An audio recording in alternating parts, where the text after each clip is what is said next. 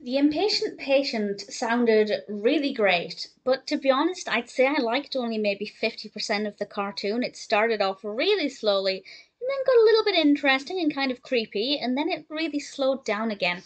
This is a Warner Brothers cartoon from 1942, directed by Norm McCabe and written by Don Christensen, with voices provided by Mel Blanc. And this is a Daffy Duck cartoon, and he's delivering a telegram to some person called Chloe.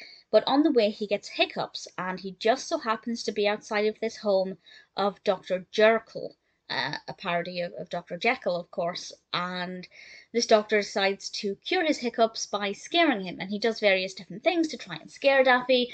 And that sounds delightful. I love parodies of Jekyll and Hyde, I love creepy animation, and Daffy Duck's a great character. But unfortunately, I just didn't care for it. I felt like it was really slow.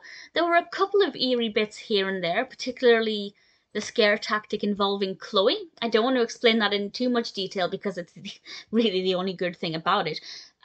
But I just found that it wasn't very interesting. The Dr. Jekyll character was not very good.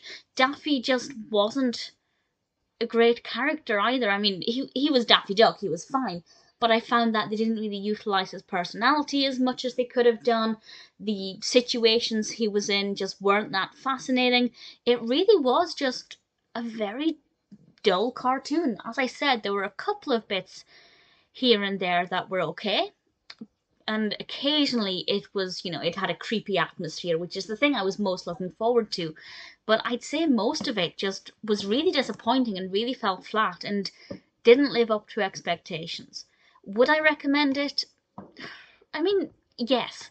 If you're a fan of Daffy Duck, if you like creepy cartoons, there will be some things in this that will appeal to you. It's not all bad, but it is really slow. The good bits are very short lived, and I have to say it's just a bit of a disappointment.